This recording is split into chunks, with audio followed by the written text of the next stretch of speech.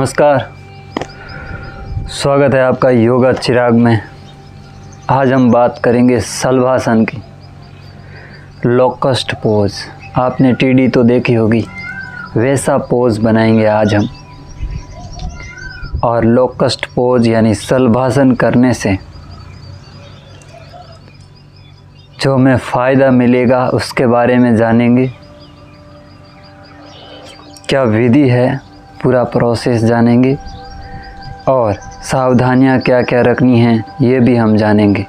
यदि आपको कमर में दर्द है, पोस्चर गड़बड़ है शरीर का, तो आपके लिए बहुत फ़ायदेमंद हो सकता है शलभासन। आइए सबसे पहले हम जानते हैं शलभासन को करने की विधि। तो सबसे पहले आपको क्या करना है कि योगा मैट बिछाकर पेट के बल है जो लेट जाना है। पेट के बल सीधे लेट जाना है। अपने जो हाथ है यहाँ रखें। अब सेकंड स्टेप याद रखें कि जो पैर की एड़ियाँ हैं वो मिलाएं। कुछ इस तरह पैर की एड़ियों को आपको मिलाना है और पंजों को ऐसे सीधे रखना है, ऐसे सीधा रखना है।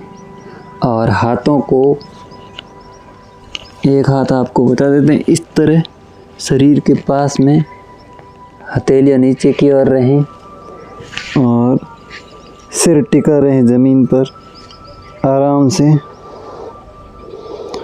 और इसी तरह दूसरा हाथ भी शरीर के पास में रहे। और अब धीरे धीरे आपको गहरी सांस लेनी है और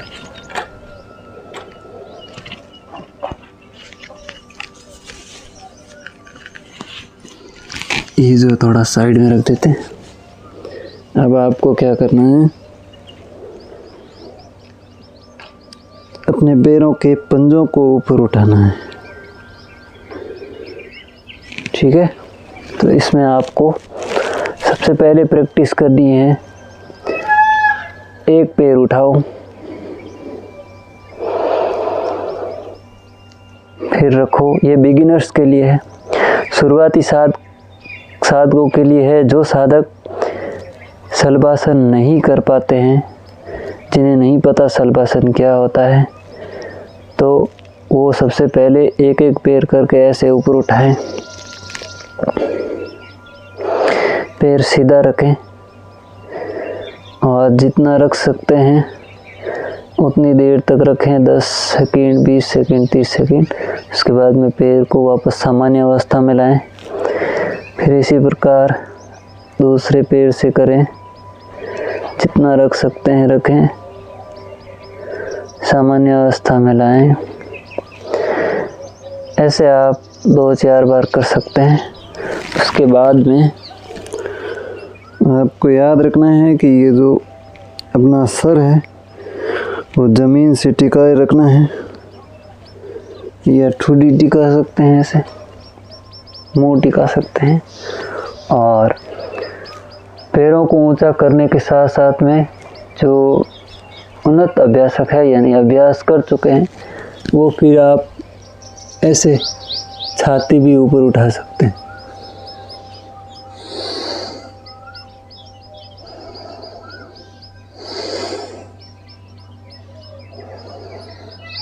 पैर भी ऊपर उठा सकते हैं। अब धीरे धीरे आपको करना क्या है, अब ये योगासन का पोज शुरुआत होगा। आपने पहले प्रैक्टिस कर ली कि एक पैर को उठाना है, दूसरे पैर को अलग से उठाना है। अब क्या करना है, सांस गहरी लो,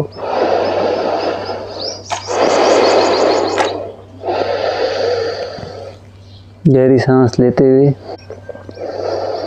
और आपको करना है जो पैरों को है जो ऊपर उठाना है, ऐसे हाथों पे जोर आएगा, हाथों पे जोर आने देना है। जितनी देर तक आप रख सकते हैं उतनी देर तक पैरों को ऊपर रखें और फिर नीचे रख दें। और साथ ही आप ऐसे छाती भी उठा सकते हैं।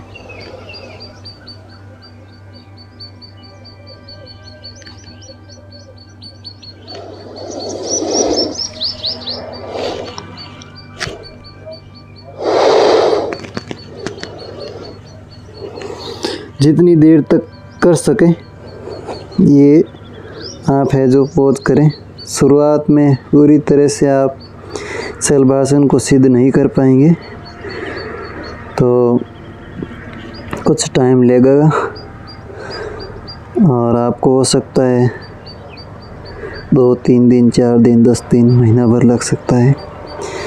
आप शलभासन की पोज आराम से बना सकते हैं, लेकिन ध्यान रहे कि शुरुआत में आपको जो मैंने बातें बताई है कि पहले एक पैर उठाना है, ये प्रैक्टिस कर लेनी है, और ताकि एकदम से जोर ना पड़े।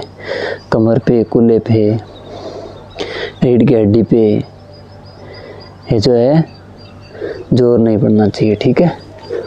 तो सबसे पहले आइए हम जानते हैं कि इसके फ़ायदे क्या क्या है। तो सबसे पहले आपको पता चल रहा होगा कि आप जैसे ही पैर उठा रहे हो आपकी कमर पे ज़्यादा जोर पड़ रहा है। यदि आप पैर उठाएंगे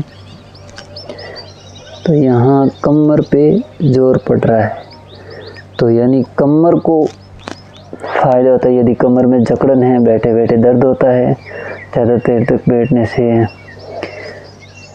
जो दर्द हो रहा है या शरीर का पोस्चर भी बिगड़ा है, तो आपको सीधे बैठने में मदद मिलेगी। उसके बाद में आप छाती को भी ऊपर उठाते हैं तो रीढ़ की भी एक्सरसाइज होती है। यहाँ आप पैरों को ऊपर उठाते हैं तो हल्की पेट की भी एक्सरसाइज होती है, ठीक है। तो ये जो है आपके इस आसन के जो फायदे हैं, और कुछ सावधानियां रखनी है, जैसे शरीर पर अनावश्यक जोर ना दें। यदि पेट की, कमर की कोई सर्जरी हुई है, रीढ़ की, तो ये आसन बिल्कुल नहीं करें। और यदि दर्द बन रहा हो रीढ़ में, कमर में, तो आप किसी विशेषज्ञ की सलाह में करें। डॉक्टर की सलाह के अनुसार आप ये योगासन कर सकते हैं। शुरुआत में यदि आप नहीं कर पा रहे हो, हैवी बॉडी है, तो आप ये आसन किसी योग विशेषज्ञ की निगरानी में कर सकते हैं। यदि निगरानी में करेंगे तो आपको है जो संपूर्ण लाभ मिलेगा और कोई नुकसान नहीं होगा। हाई ब्लड प्रेशर, हृदय रोग, ऐसी बीमारियों में भी इस आसन को करने से पहले ज़रूर डॉक्टर की सलाह लेनी चाहिए। इस आसन में एक लोकस्ट यानी टिड्डी की भांति पोज बनता है, इसलिए इसे लोकस्ट पोज भी कहा जाता है। शलभ आसन, शलभासन, शलभ का मतलब होता है टिड्डी, ठीक है। तो ये आपका जो आसन है कंप्लीट होता है इस तरह। सांसें सामान्य चलते रहने देनी है, सांसों को रोकना नहीं है। मेन चीज़ है कि ये जो आसन करते समय हम प्रैक्टिस कर रहे होते हैं, उस समय पूरी बॉडी एकदम स्ट्रेच होती है। ऊपर रीढ़ से लेके यहाँ पैरों तक बॉडी को ऐसे स्ट्रेच करना पड़ता है, ताकि ये जो है जोड़ों में, मांसपेशियों में ऑक्सीजन की कमी आती है। उस वजह से सांस लगातार लेते रहना है सामान्य।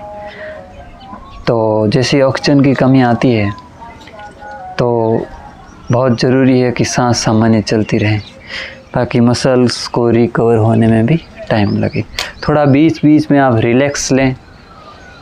एक पहली बार पोज किया, वापस सामान्य अवस्था में आए, 1 से 2 मिनट रुके, फिर से वापस रिपीट कर सकते हैं। 3 से 5 बार ऐसे आप रिपीट कर सकते हैं। धीरे धीरे समय बढ़ाएं, एकदम से समय नहीं बढ़ाएं। धन्यवाद। योगा करते रहें, स्वस्थ रहें और योगा चिराग के साथ में जुड़े रहें।